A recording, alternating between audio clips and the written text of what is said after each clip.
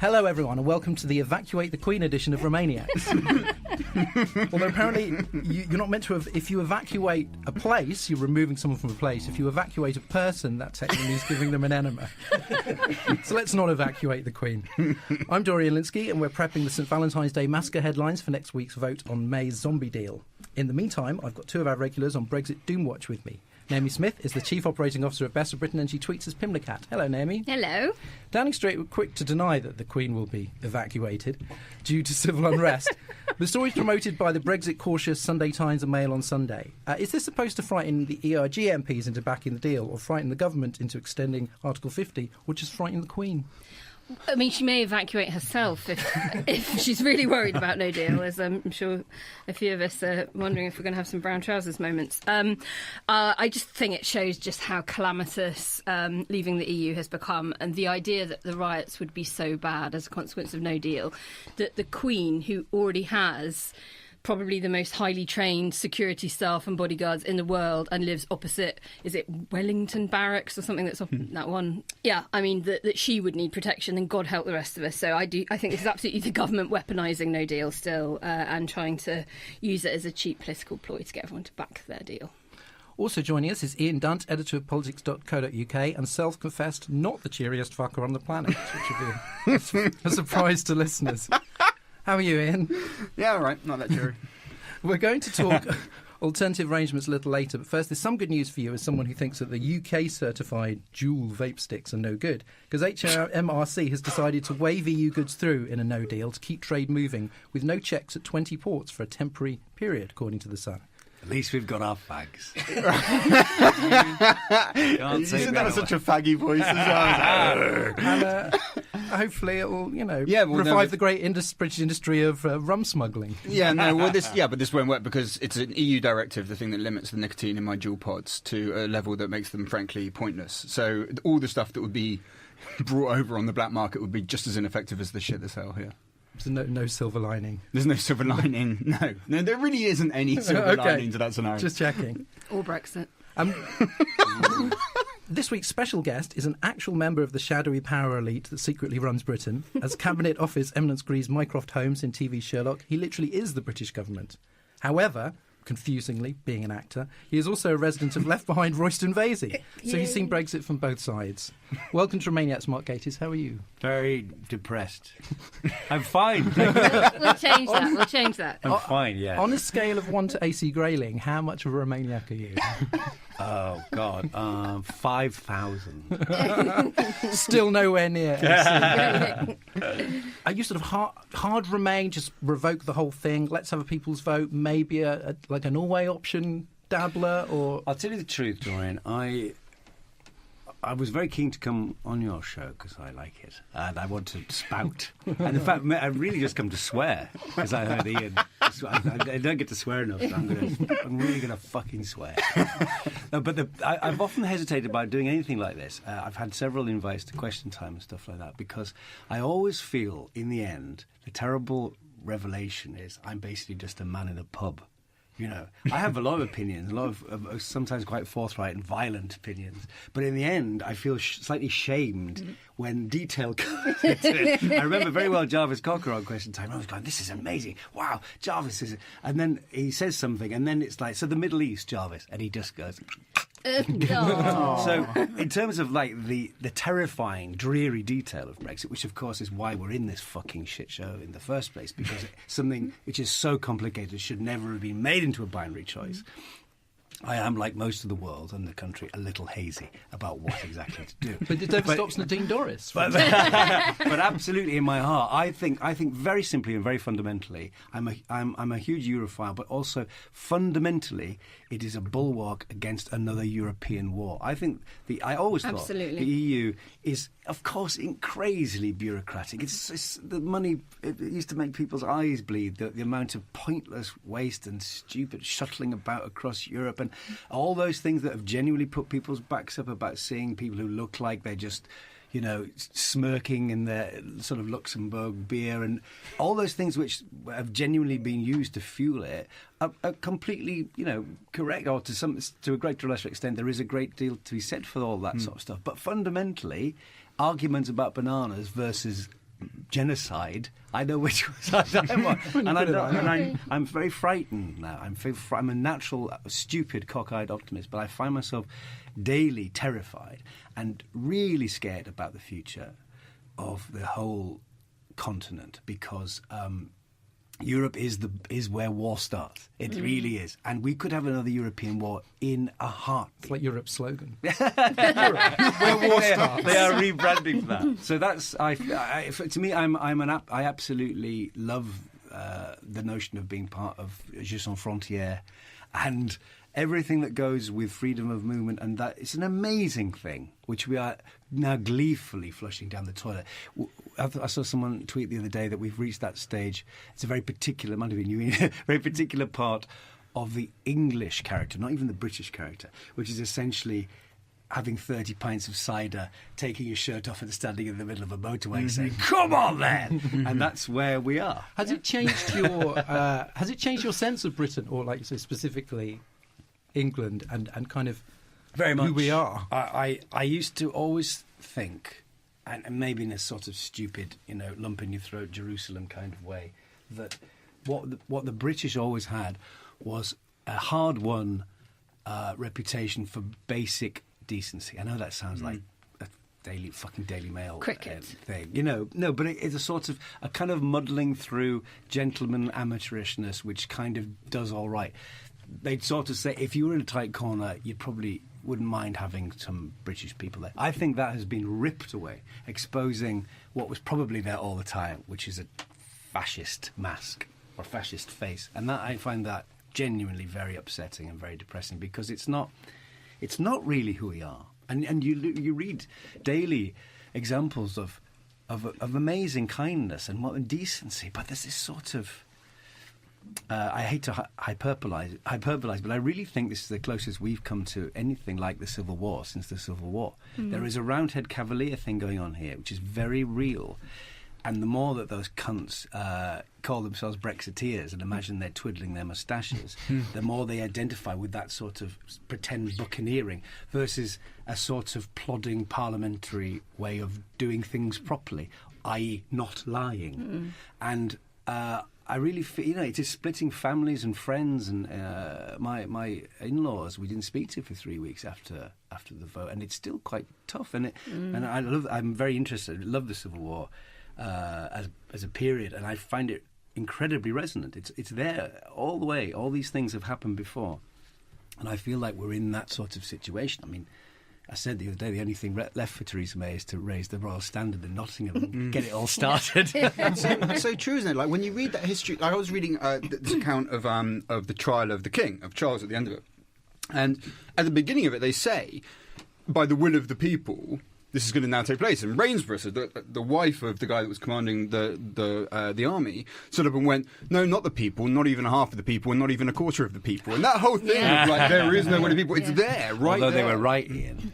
To kill the king? Amazingly, yes. I went to last Tuesday, because I played Charles I a few years ago, and I'm really interested in him. I'm firmly on Cromwell's side, but I'm very interested in Charles I. And I went to it was the 370th anniversary of his execution, and I happened to know that in Whitehall, every January the 30th, they have a ceremony, and I've always wanted to go, and I suddenly realised I was free and I could go, so I did.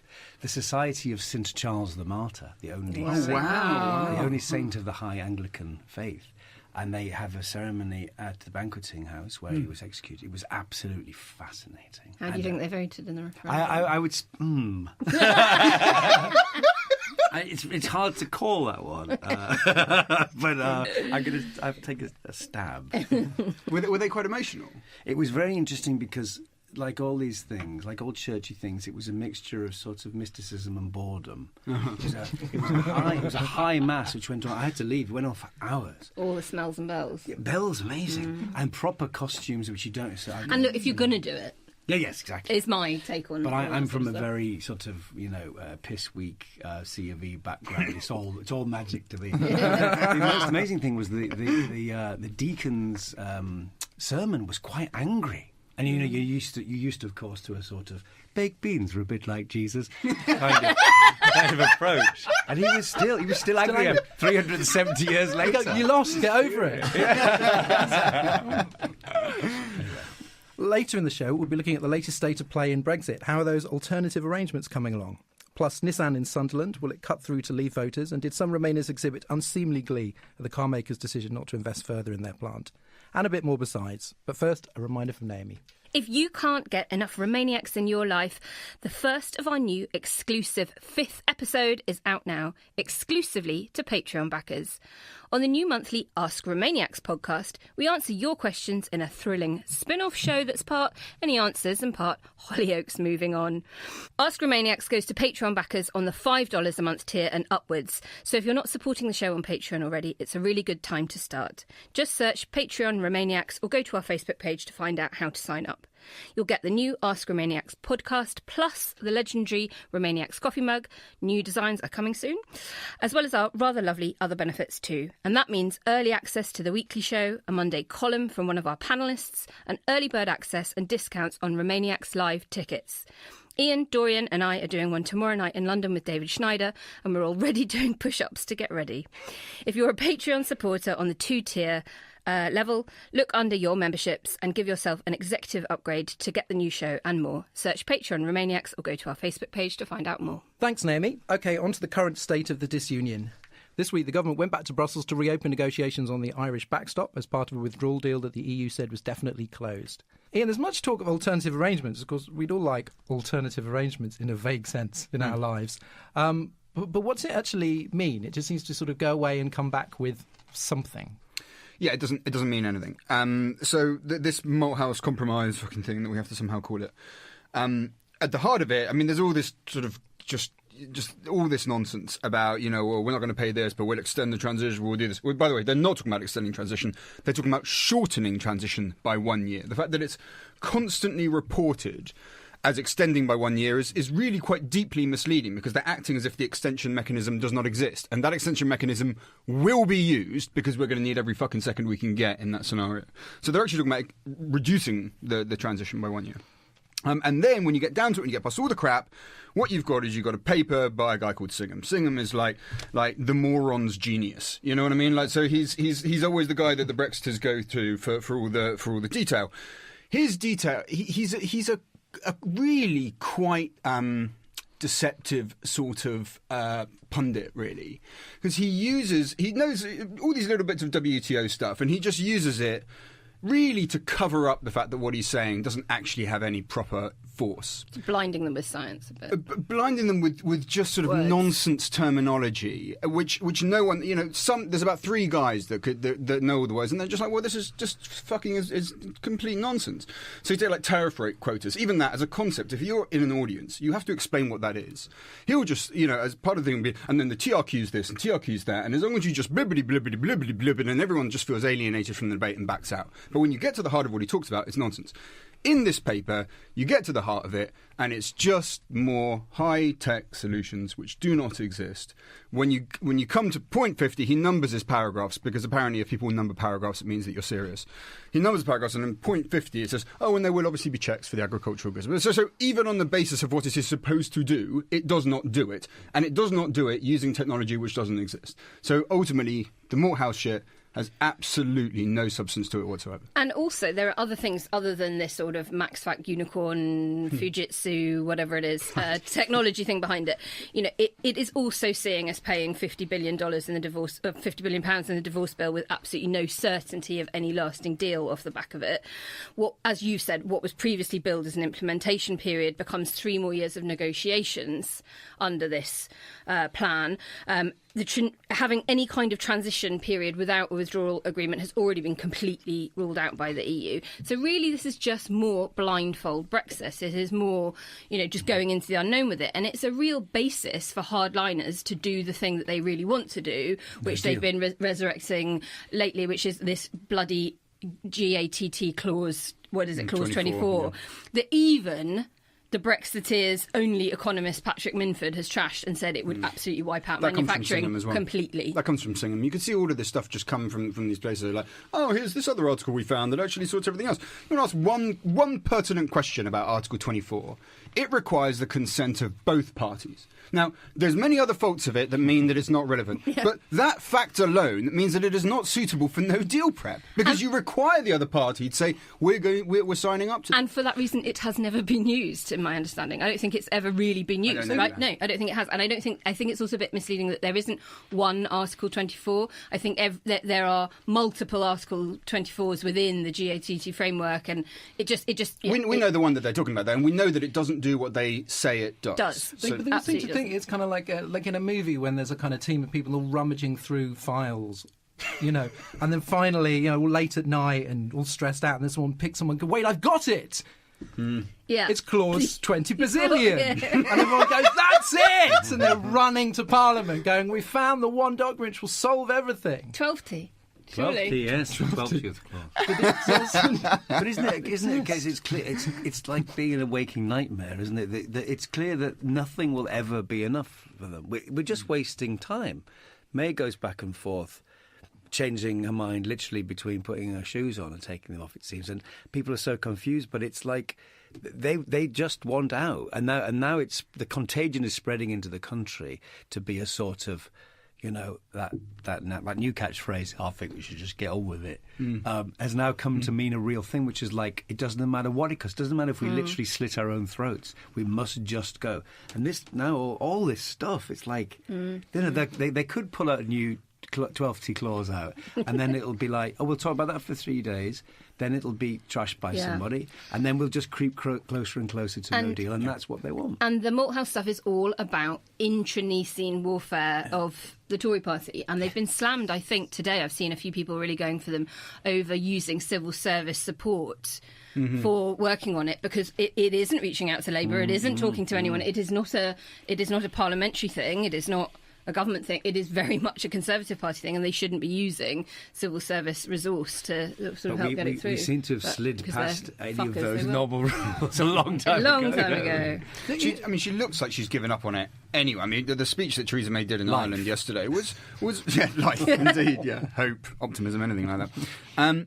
The speech she gave in Ireland, I did that mistake of I didn't watch it. I read it. I read the transcript afterwards, and actually, I thought it was quite good, and like there was some quite solid stuff on there are no technological solutions that exist right now. She said basically, you would have absolutely no friction whatsoever, no infrastructure whatsoever, which is a very, very high standard. Then she said no one's life should be affected by the move. Now that goes even further, because most of the sort of mutual recognition agreements you have, where you go, your car factory over there, you'll say that it's that you've done it up to EU rules, we'll do it over here. That involves a change in how you do things. So she seemed to be putting the bar very, very high. Of course, what I hadn't done is, I hadn't watched it, so I hadn't felt that special thing where your soul is just crumpling up into a black hole and like leaving your body. And I hadn't noticed that, of course, immediately afterwards, when people realised what this meant, that Downing Street came out and went, oh, by the way, you're selectively quoting the speech. So she already started going back on those one glimmers of sort of accuracy that she'd given. But for a moment, for about 5 seconds, I felt a little bit of optimism. What was Corbyn doing complaining about the backstop, which then sort of seemed to get backpedalled by Keir Starmer? I don't know what that guy's ever doing about anything, and I don't think that he understands it either. I think ultimately, let me put it. Okay, let me start putting it. Fair dues. The problem. This is an interpretation, all right. But my interpretation is that the problem that Labour has is not with the existence of the backstop. It is with the fact that the wrappings around it are so vague in terms of where she wants to take us eventually that it seems almost certain that we would fall into the backstop. Whereas if you were, let's say you have a Labour government, and let's say that we take them at their word, and they're really talking about single market membership, and customs union membership, you could have the backstop in there, but it just kind of wouldn't really matter because it isn't going to happen, because you've done the conditions which would avoid it. I think, and I'm not taking this from Corbyn, I'm taking it from Starmer's interview, specifically, I think his interview on Newsnight on Monday, I think it was, where it sort of seemed to be, the backstop has to be in there, but we're not comfortable with how likely it is that it would come into force. Mm-hmm. And remember, when I think it was Vince Cable that made the point, I heard him earlier this week, you've got other borders, Norway, Sweden, and of course Switzerland, where you have to have border checks. And those are countries that are far more integrated with the EU than the Tories will ever accept the UK being. So it is just nonsensical to both want no hard border and to say that we wouldn't have to have customs checks. It's just not going to happen. Naomi, as we Labour know get that. closer to this no-deal precipice, do you get the sense that the people's vote is receding as a possibility? It's had a rough couple of weeks. The numbers don't seem to be there, even if Corbyn were to back it. There seems to have been... There's a lot more sort of gloom I've noticed on sort of social media surrounding the prospect. At Christmas, the betting markets had the chance of a final say referendum at about 50-50. It was kind of odds on. And those have slipped back now to, I think, about 30%.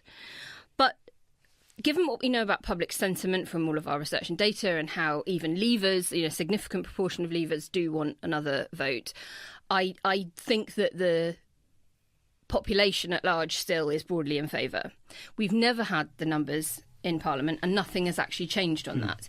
I do find it quite weird how 3 weeks ago the government has the biggest ever defeat in Parliament in modern parliamentary history, and then a couple of weeks later, because those on the Remain side lose a few amendments by, 12? I mean, the Cooper one fell by 12. All of a sudden it's, oh, God, it's over.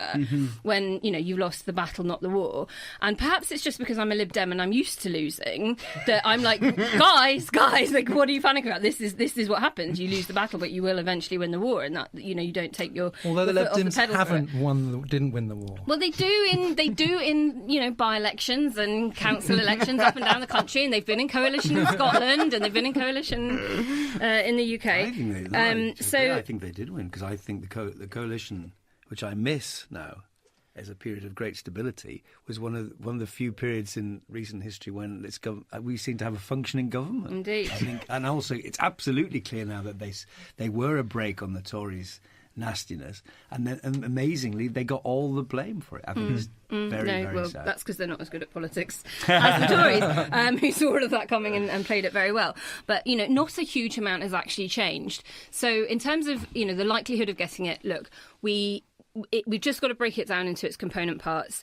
At the moment, I think it's probably right that we're not pushing that message too much. The key thing that we have to do is to get more Labour MPs over the line next week in the Valentine's Day massacre votes. So this is about getting particularly any kind of revised Yvette Cooper amendment, which, as you'll remember, is the one that seeks to extend the end of Article 50 by about, I think originally it was 9 months, wasn't it? And I think what we're hoping is that amendment will come back, maybe not from her, but maybe from somebody else, with cross-party support, probably for a 3-month extension, which appeases all those people that are very worried about European elections. And we get that through, and that is then effectively taking no deal off the table. And once we've done that, we can pivot into people's vote stuff. Because let's remember, hard Brexit destroys the Conservative Party, and any form of Brexit will split the Labour Party. And therefore, the only route out for either of those leaders is to back some kind of final say and give it back to the people and take it off their hands. And I think that option will come back and have its day. So yes, some of the steam has gone out of some of the campaigners, and certainly the media sort of seem to be leaping on the, people's vote is dead now. But the reality is not a huge amount has changed, and it is still a very attractive option once other ones have been exhausted. I have to say, I'm starting to I'm almost at this point thinking that there almost certainly won't be no deal on March 29th, to the point of I'm confident enough to think I would almost book a holiday. You know what I mean? I really don't think it's going to happen. Use up all your toilet paper, just don't care. yeah, exactly. Like prepping with the left hand and always eating with the right. All of this. So I do think the thing that scares me is July 1st now, and that's much less movable because, I just think it's a given now. You talk to people in Europe, you talk to people around government, you talk to people in Westminster, pretty much, they're not saying it publicly yet, but pretty much everyone thinks we are going to extend. Even if May got her deal through, there's so much legislation, so many statutory instruments, you've got to extend. Even if it was no deal, the EU would want to extend, they need more time to prepare, we would feel the same way. The question then is what would happen in July, and there really is quite a fucking cliff edge in July, because you would have potentially already had the European parliamentary elections. And we would not have been in them. Now, that's when things get really dangerous, because the European lawyers feel that if a member state has not partaken in those elections, the parliament is not legally constituted. And if it's not legally constituted, none of the decisions that it makes are technically legal either, and they're all open to challenge in the courts. Even the decisions to elect the commissioners would be open to challenge in the courts. And that seems to me to be a really, really firm cliff edge that you can't move past.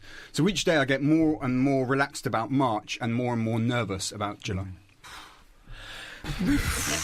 Moving on. God. Last week, People always make that sound when I talk now. This is the troubling part. Thanks, Captain Bringdown. Moving on. Last week, Nissan confirmed it would not continue to invest in its Sunderland plant, and the next X-Trail SUV would be made in Japan. The company cited uncertainty around Brexit as the reason for its decision, while Brexiters claimed it was due to decline in demand for diesel vehicles. But surely that's not an either-or scenario. Jobs won't be lost immediately, but it's the symbolic end of Nissan's commitment to an area that voted enthusiastically for Brexit. Before we talk about the government's response, the impact on Sunderland workers is likely to be enormous. Do we think some Remainers on Twitter showed a bit too much glee at the... Well, sometimes you just constantly find yourself talking about what a group thinks, Corbynites or Remainers, whatever, think on Twitter. And then you constantly have to remind yourself, this is actually quite a narrow and disproportionately obnoxious... It is not everyone. No. But anyway... Fewer some than people... 17% of the whole of the UK are on Twitter. Some people... Jesus. So it's a tiny subset when you get down into... Yeah. I'm surprised. It's the wisdom of crowds there in avoiding it. So the response from some is, you voted for this, you have to take the consequences. This seems like a rather cold-hearted and self-defeating response. Yeah, I haven't seen that because I don't follow that kind of person. I must admit, I didn't see much of it either. I've no doubt that people say that. I mean, people say some And they're fucking terrible cretins. shit. Yeah, and I see Yeah. loads of dreadful stuff on my side as well, but then I just unfollow. But it's been the thing that I find endlessly frustrating about the news cycle is that the extent of the lying is never part of the thing. We all know about it. We all talk about it constantly. The extent to which the whole thing is corrupt, it never becomes part of the question. So then you're not allowed to sort of phrase something like, well, this will be the end of Sunderland. It's very close to where I'm from. Nissan it's like losing the coal industry. It's enormous. It's huge. That would be it. I mean, it's apocalyptic. But of course, it has absolutely one of the highest Leave votes. But those people have been systematically lied to for generations. So it's very hard to pull those things apart. You can't blame people. And I haven't seen much. I haven't seen any crowing really. But it's very hard to sort of sit down and try and pull those things apart. They are kind of inextricably linked now. You know, the extent to which people, as a knee-jerk reaction, voted to leave.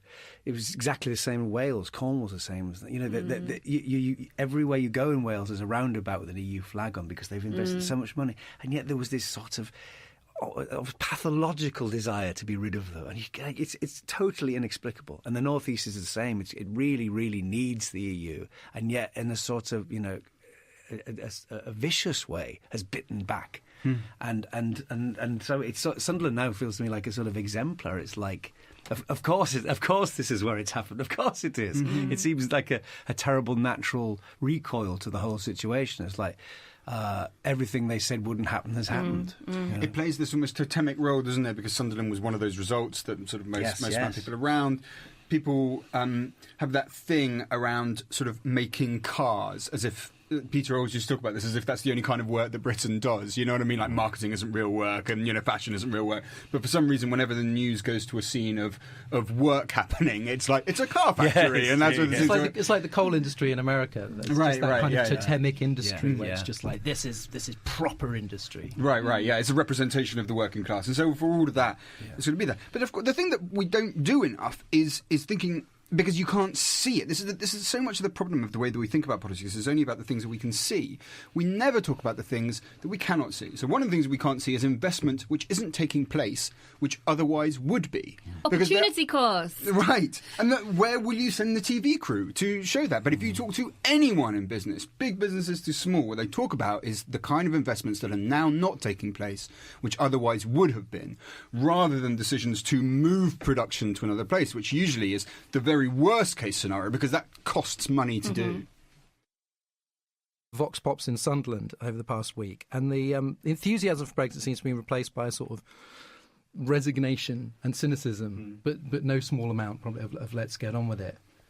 I mean, do you get the feeling that the kind of that is almost the dominant emotion among Leave voters now? The vox pops that I've seen, and there's no shortage of vox pops with Leave voters on the nation's TV channels. I think that's all there is. There's There's a dedicated channel for Vox Pops. for Leave voters, which is people, old men standing in market squares. I think it's Nick Knowles. It's called Let's Just Get On With It. And it's just shopping in 60 centres. It's just made of people going, "Oh, Dunkirk, Blitz, get on with it!" Yeah. Thanks, old man in Market Square. But do you think that's become the sort of dominant emotion? I see very few people who are just kind of full of gung-ho optimism. Absolutely. The people either are just not registering Brexit and it's not on their radar, and they don't consume current affairs in any shape or form. They don't even listen to local radio news bulletins or anything like that, and they think that we've already left. Or, as you said, they just want us to bloody get on with it, and they are sick and tired of it being talked about. And what none of us on the Remain side are doing effectively enough is making the case that the only way to stop talking about all of this is to just stay in. Because under any form of Brexit, this thing has, by necessity, got to bleed on and consume huge amounts of parliamentary time, huge amounts of resource and government spending for a decade. Do you think, though, that what I cling to is the hope that, as I say, something which should never have been made into a binary choice is actually made into another binary choice, which is in the end, whether probably through a general election, I think, essentially you say this is extraordinarily complex, difficult, time-consuming, costly, and we're sick of it, or should we just stay? You know what I mean? So it's like flipping round the original question, which was like, this is far too. Of course it is. It's such an emotion, a totally emotional response. That's what this referendum always was. And people who thought literally the next day we'd somehow be out. No one thinks about what the backstop means. No one thinks about the WTO. No one outside of the bubble of Westminster, because it's an emotional response. We just want rid of them. We don't. We want to go. So if that's the response, then the only way to kick back about that, I think, is to sort of crunch it back down into another one, which is like we as you say, it's. People don't have the patience. They don't understand. They really don't. None of us really do understand the extent to which it's going to bleed on forever. The only challenge I would make to that is when you say no one in England. But trust me, people in Northern Ireland feel it. Oh, God. And people who live in port towns in Wales who have not been communicated to about the impact on their ports. Everyone obsesses over Dover, and you occasionally get people talking about a bit on the East Coast. But, you know, these are all areas that actually they do think about it, and they do care about it, and they're really seriously fucked off about it. So maybe it just should be England that leaves the UK. So the government offered a secret inducement for Nissan to stay and invest, it turns out. At the same time as May seems to be offering a nice bit of investment on the side to wavering MPs who back a deal. Is it just got to the, have they got to the flinging money at the problem stage? Very much so. And is it legit? No. So far it's not worked with the DUP and their 1 billion bribe or whatever it was. Yeah, although the fucking spectacle of John Mann, a Labour MP, just on TV going, show me the money, like some fucking Pound Shop Soprano. Yeah. Just the moral spectacle of it, of just sort of going like, well, it doesn't matter about the long-term decisions of the country, but as long as you just bung me over, a couple of million quid for my consideration, you're just like, fuck's sake, man, at least have some vision, even if you don't have any basic ethics. So there is a thing to say, by the way, about what she paid off to Nissan, which is that we have laws against this stuff. It's called... the Bribery Act 2011. Well, yeah, OK, sure. No, we have better European laws called state aid, which you may have heard brought up by the sort of Lexit sort of calling us. And this is one of the things that state aid does, which is actually quite left-wing in certain contexts, which is it stops governments just throwing money at multinational corporations who walk around the world going, oh, we'll just go to wherever the lowest, sort of tax base is. Many governments just end up throwing them money and then, oh, surprise, surprise, they've set up a little plant there. By having state aid rules which insist on some kind of transparency around these payments, you actually prevent that from taking place. So it's a useful reminder that this stuff doesn't always go towards the free market. It also goes towards giving governments some control over multinational corporations. Meanwhile, it's been a hectic week all round, so let's have some quick thoughts. It's the ready money round. Fingers on buzzers. Fingers on buzzers. Rumours of a general election on June the 6th, the 75th anniversary of D-Day. That's a bit on the nose, isn't it? I mean, you'd send that back for a second draft. Do we? Is this just sort of tabloid nonsense? Well, didn't you say that she said no, therefore it's definitely happening? It's an inverse reaction immediately. I just think it's not. I don't think that Downing Street is planning on doing this. I just think that basically you sit there in the British political system for long enough, and if a problem just seems like it can't be shifted from anywhere, you just fucking might as well have a general election then. Might as well just shuffle the card back a little bit and see if anything different comes out. It won't, because the problem is not a problem of party membership. It's not an MP problem. It cuts across those lines. But that's just the natural, instinctive way that we think in our system.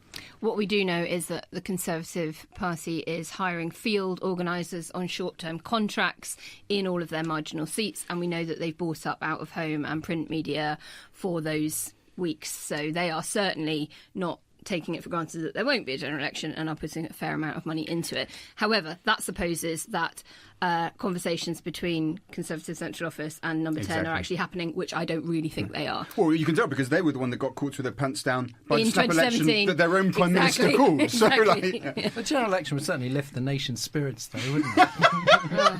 Not another one again. She'll be back. She's got her own show. I think she's on with Nick Knowles. Not another one. That's on the rival channel. Not another one.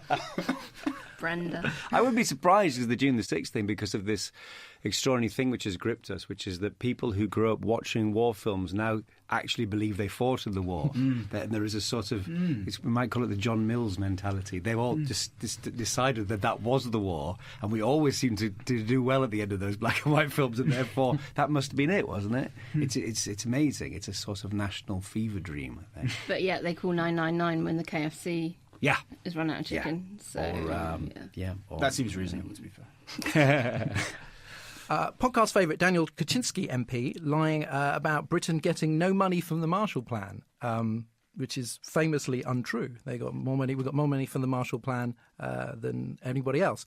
Is he a liar, an idiot, or a lying idiot? Well, it's everything. It's where we are, isn't it? It's the facts don't matter. No, that's exactly. Ripped from the Trump playbook. That it's how you do it. It's like that's a manifest untruth, and then he just goes, no, it isn't. And everyone gets up and knows that it's true, but nothing really happens, and it sort of stays on the record like that.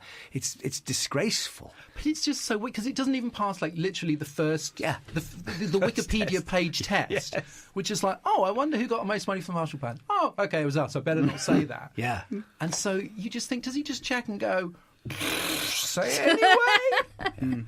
He seems to be one of the very worst. But so many of the Brexiteers' nationalistic stories are just that. They're absolute fiction, totally made up. And it's the point that we were making earlier about the D-Day stuff. This wider point that so many of them have just got this completely skewed view about what our history is. I mean, going right back, not just saying, well, but with Agincourt or Cressy, wherever you want to go back, it's a sort of amazing victory without any mitigating. The war movies are more accurate. The writers actually cared. You better get a better impression of the war from The Eagle Has Landed than from Daniel Kawcynzski. Of course. Well, yeah, definitely. He's in a privileged position, though, of having been completely destroyed by two friends of the show, hasn't he? Because Alexis Conran just destroyed him on Talk Radio last week. Brilliant stuff. And well done, Alexis. About a year ago, James O'Brien destroyed him on Newsnight. So he's basically just a passing target for friends of the show to destroy. Still here. And yes, and both times the same tactic. If you notice, both times brought up with fact after fact after fact, and he's just like, well, this is just the typical bias of the blah, blah, blah, and I'm obviously not going to... And we go, there's zero shame there. You know what's actually amazing about that interview with Alexis Conran is you can just fucking say it. Just say it like he's being given every opportunity to just be like, just say, okay, so you got it wrong. So you got it wrong, and then we'll do the... And all you got to do is just say, no, okay, I've got that wrong. Anyone can fucking see it online that you are wrong. You can't conceal... It's not some private meeting that you're hiding. And you just don't have the basic decency. Even for us to talk about post-truth is almost too generous to him. It's a failure of his fucking character. You can't do he said, she said about the Marshall Plan. None of us were there. Who can say what really happened? Did you count the pennies going into our bank account personally?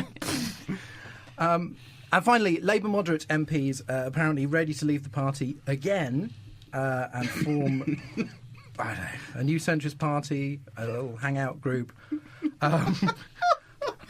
I don't know. Is this just another one of those stories that just sort of comes around and they're not actually going to do anything? Yes. Yeah. Yeah.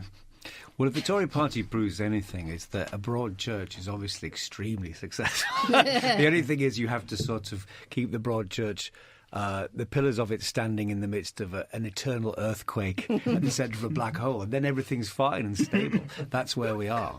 Yeah. I mean, you know, history tells us it won't work.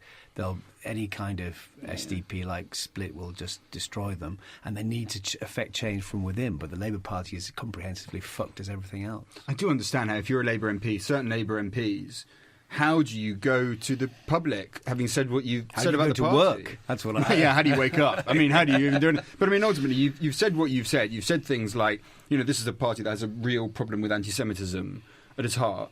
How do you then go on the doorstep and go, vote for the party? It is a hard sell. So I understand how the personal incentive might be towards doing something else, but I don't think that this story has any particular legs to it. It's not like they got any stars leaving. That's what it felt like as well. It's like, you know. My definition of star is probably quite low. Like, you know, I mean, but yeah.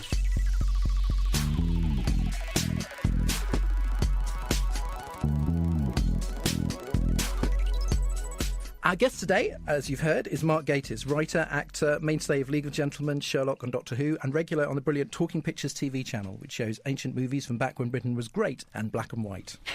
The present day. As we were talking earlier about where you grew up, you're from Sedgefield in County Durham, which is Brexit heartland, but it's also used to be Tony Blair's constituency. Yes, yeah. It was a very strange moment in the late 90s, turn of the century, as we can now say, when it was the North East was the beating heart of British politics, because Alan Milburn was there, and there was and Mandelson was in Hartlepool. It was this extraordinary thing. It was like, well, all and these he thought places. mushy peas was guacamole, didn't he? I'm not sure about that. Because you did a Mandelson. I you did, Mandelson, yes. didn't you? Very good. Happiest time was playing that, and I reprised it on the phone for the Brexit drama recently. It was nice to sort of keep it going. Oh, I thought you meant you just wound somebody up. No, it's like Noel Edmonds. Peter's funny phone call. That'd be nice. What a great idea. We've got three programme ideas out today. Nick Knowles, the Bristol lady, and now Peter on the phone, yes. It's called Prince of Darkness. Hiring people.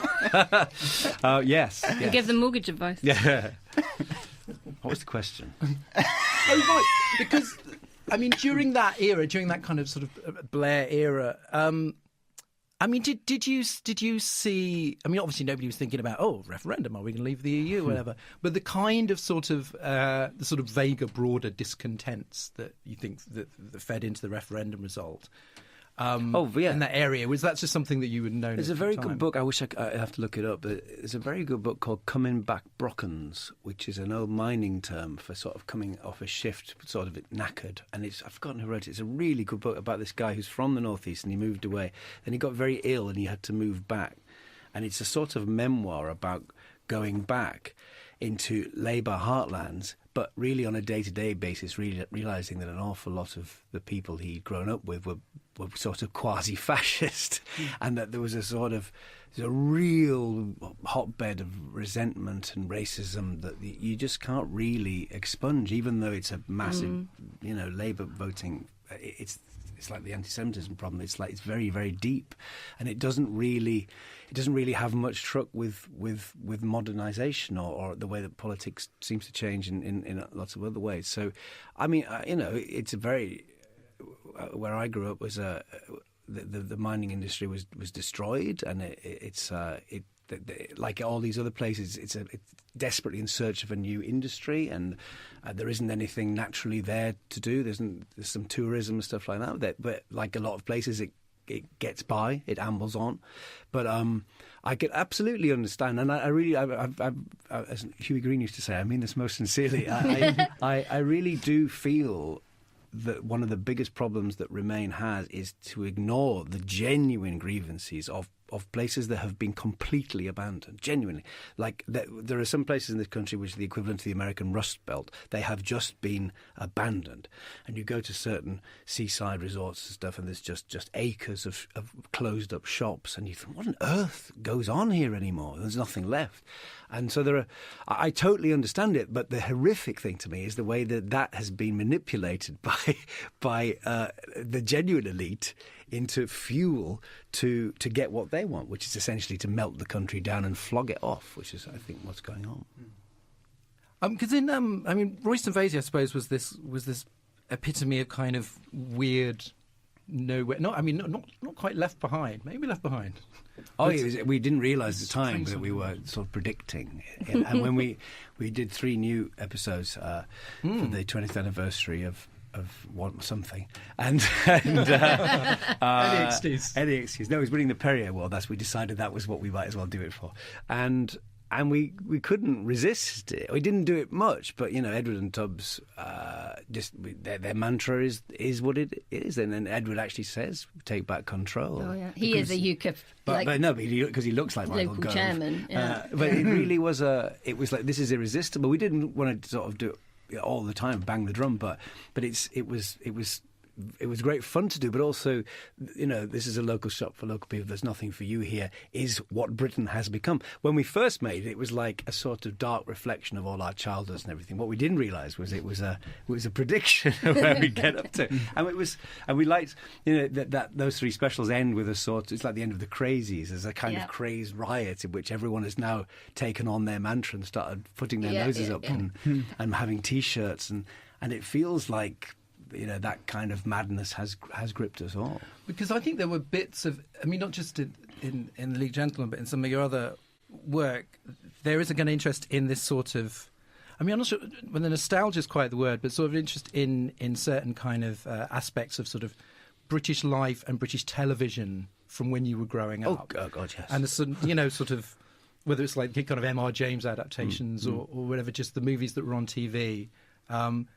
And that seemed like, when I was watching them, that just seemed like, oh yes, that's sort of what England felt like then. But a lot of those things just seem to have sort of come back. We haven't quite turned into an M.R. James adaptation. No, but it doesn't feel sure as... about it. Who's that? There's someone sitting behind you, Don. If I may use my words carefully, I think that somehow or other nostalgia has been weaponized. That's what it's like. Because, I was talking about going to the Charles I thing last week. Now, part of me loves this country for having something as weird as the Society of King Charles the Martyr. As I say, it's the way that as Alan Bennett says, our greatest export, of course, is hypocrisy. And therefore, you actually feel... I do get emotional listening to Jerusalem, but it's nonsense. I'm not a Christian, I'm a militant atheist, but it makes me cry. I love churches, I hate religion. All these things are what really makes us British. But I used to love that sort of conflict. I now rather worry and despise it because it has been weaponised into this instrument to try and pull us back to a totally fictional golden age. Joan Bakewell, God bless her, said the other day on Twitter when someone was saying, I want to go back to like it used to be in the 40s, 50s and 60s. And she went, TB, no abortion rights. Polio. It's like, I was fucking there. Yeah. She looks bloody good for her age, doesn't she? She's amazing. I bet some of the no-deal people would just be like, bring TB, polio. Yeah, well, bring it on. Stuart Lee does a good sketch in that. He's like, the good old days and polio. And, It's amazing, but it is like... But it's people who, even if they were there, they've now got this misplaced thing. My father-in-law, God rest his soul, he's alive. He's doubled down now on his leave thing with the zeal of a zealot. Well, it's mad zeal. He knows he's wrong, and therefore he never shuts up about it. And he started to do this sort of. He literally says things like, "We were fine before we went in. We weren't. We were the sick man of Europe. We were utterly." On the fucking floor. Famously unfine. That's why we went in. We were unfine. And then he sort of says, and who knows what will happen in 20 years' time.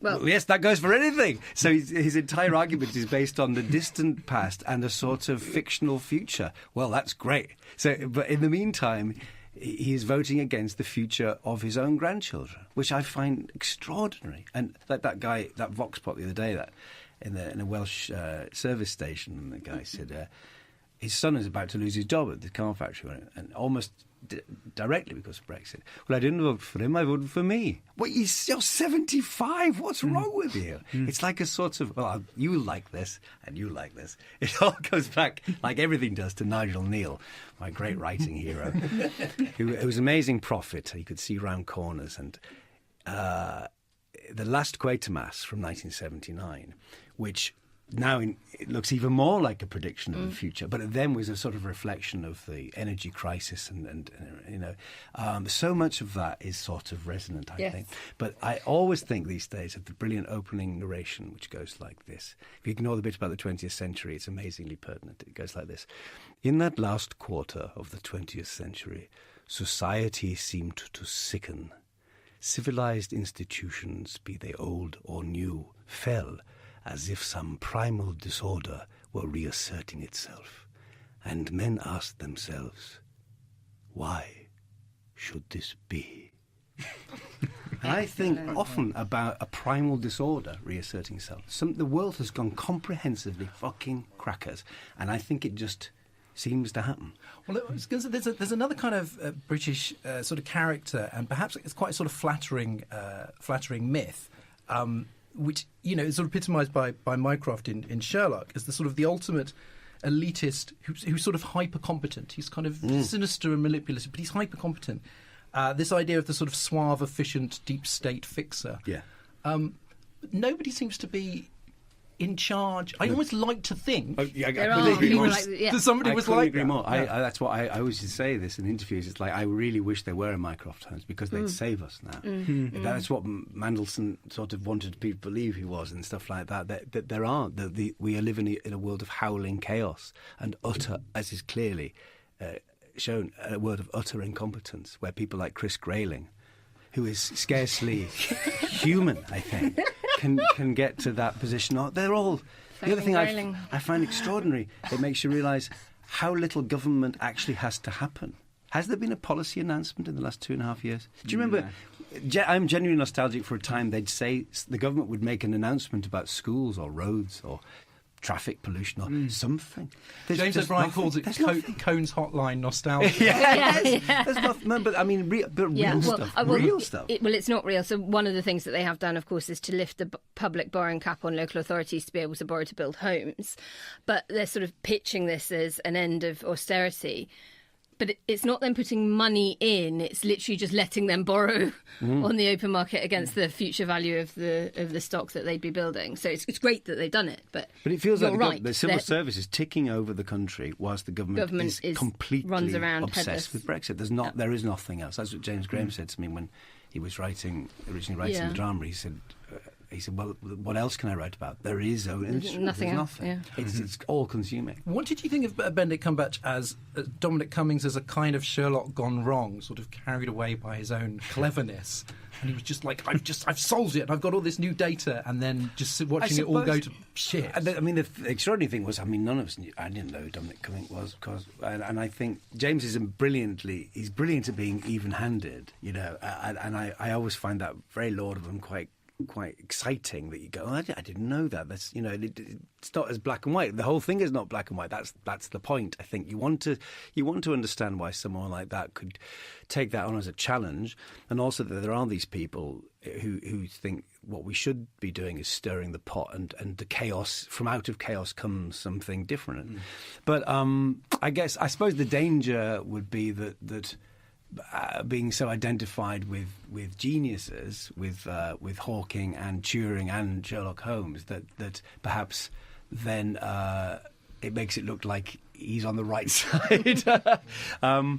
I found it very interesting again that the way that the good thing really was that there's a story with no end. I said to James at one stage, how does it end? And he just shrugged. But the point is, it was about the campaign. Therefore, there is a beginning, a middle, and an end to that part of it. It's just, as they found, you know, they put title cards up at the end because it was a live story that evening. You know, I was listening to one of your podcasts from a couple of weeks ago, and it's like so Mail's deal is dead. It's dead.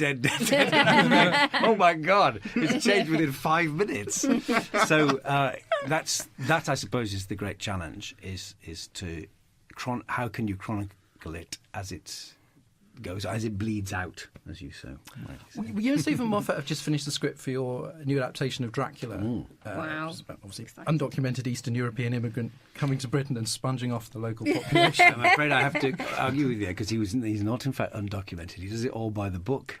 Well, he has an English lawyer. He has an English lawyer. He does it properly and fascinatingly and truthfully. He has an account at Coutts. It's in the book. Yeah. Well, there we go. My apologies to the Count. But in American drama now, there seems to be a tendency to sort of look for Trump references in everything, sort of intended or not. And you said about, when you were reviving League Gentlemen for those 3 episodes, that you had to sort of acknowledge Brexit in some way. Is it this kind of, is such an elephant in the room that and related issues of national identity sort of seep into your writing, even though... I mean, I'm presuming that you're not going to make the story of Dracula an extended metaphor for Brexit, but does the fact that it occupies such a huge space in the national psyche, does that just affect things that you're working on generally? I think it does. I think you just probably won't know. Again, Alan Bennett quotes Tom Stoppard as saying that being a writer is a bit like going through customs and then as they open your suitcase, you discover all these things you didn't realise were there with your dirty washing. I didn't know that. And those sort of that's very true about preoccupations or little things that you can't get out of your head. And you think, oh, I've written that character again. It's him again, isn't it? He's coming, that sort of thing. Yeah. But I think it does impinge so much. As I say, I'm by nature stupidly optimistic, but I am really, really depressed about the state of the whole world and particularly this country, obviously, because it's where we are, where we live, where we brought up. But it's never seemed so dark and fucked up to me. I'm a politics obsessive, and yet I found weirdly my love of the cut and thrust has gone. I remember when Gordon Brown, when Tony Blair resigned, I watched all that live feed all day like that. Like watching, I eat and drink that stuff. But all that has gone. I'm not interested in who leads the Tory party. It's gone because I'm more frightened, and I would just like someone to take control. I would like someone competent, and that's what I feel. Is impinging on my head. So I'm sure at some stage, maybe if there is a future, I will look back and go, gosh, that's interesting. Look, that is now reflective. What I would say very quickly about vampires is that they have, for many generations, been an amazing exemplar of their times. Vampires change depending on where we are. What Bram Stoker did brilliantly was turn the traditional vampire, which was a sort of fat, sluggish, monstrous thing, into a kind of Byronic man, and then the films even more so into a sort of sexy figure. Twilight sort of defanged them into very much part of their times. They're often used as metaphors for bankers and that sort of stuff. And I think they tend to reflect where we've got to. I think zombies as well have done that. Yes, absolutely. The George Romero zombie are totally different now. Totally different. Fast, absolutely. Terrifying. Yeah. And now, of course, they run. Exactly. Which Romero always said they shouldn't. Exactly. Much scarier now they run. To cheer you up, I would absolutely love it if we could indulge ourselves in a little bit of which Royston Vasey character would have voted Remain. Remain? Okay, let me help you out here. I admit I've given this a bit of thought. Oh, good. Okay, so I'll run it past you and you can tell me if you think it's right or not. Yes. I think Iris the cleaner was going to vote Leave until Mrs. Levinson told her to, and then she thought better off it and switched to Remain. That's good. Although I was actually thinking this morning, I could absolutely hear her saying, I think this is just cowboy.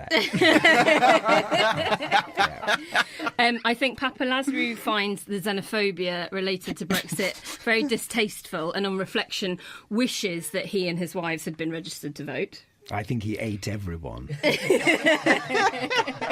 That's how it goes. Yeah. And my final one was that Pauline Campbell-Jones voted leave, but only to see the look on Nigel Farage's face when his wife got deported. No, I have a feeling that Pauline would be a weirdly enthusiastic leaver in that rather disappointing way. Okay. The one I was thinking about as well, in a sort of Gisela Stewart way, is Hair Lip. Yes. Despite all appearances, would vote leave. Despite freedom of movement being his most dominating Pressing first. concern. Thank you for indulging me. It's not a broad church. The end of the show is coming up, and therefore the Brexit time capsule. Mark Gatiss as our guest. What would you put into our sub-zero tomb of things that we'll miss or need if Brexit goes ahead? I've thought about this a lot, and I don't know.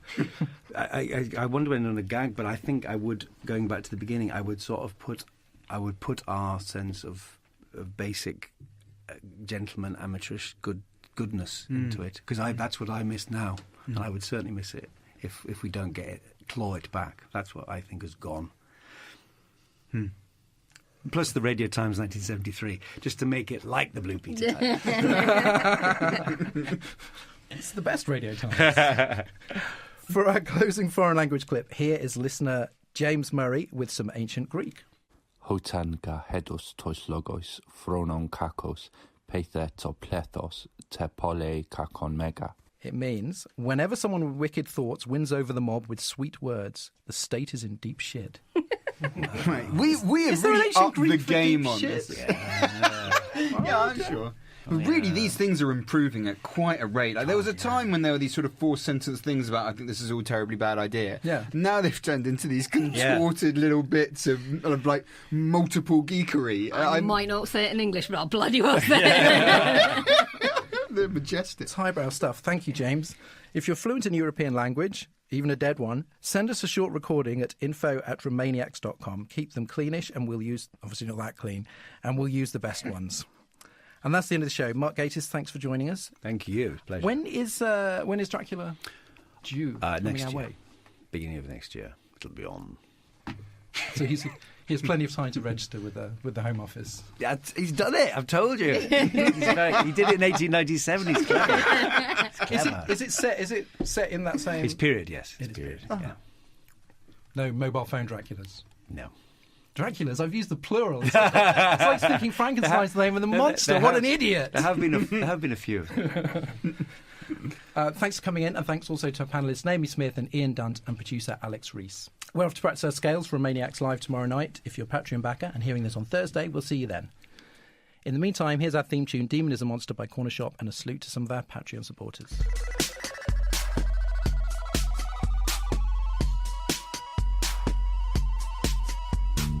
Hello, and thanks from me to Adam Neal, Robert Machin, Paul McGonigal, Alice, Ben Rees, Jackie Penalver, Janet Heffernan, Sarah Patterson, and Conrad Bloor.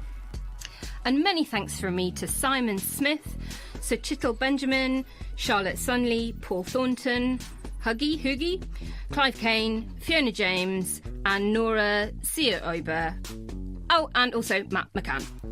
And finally, hello from me to Christopher Attard, Mick Haller, Pete Lamb, Anita Heward, Ian Dundas, and a Manchester triple bill of Ian Brown, Anthony Wilson, and James.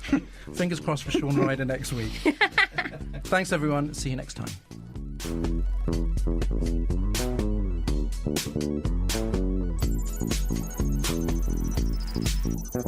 Remainiacs was presented by Dorian Linsky with Naomi Smith and Ian Dunt.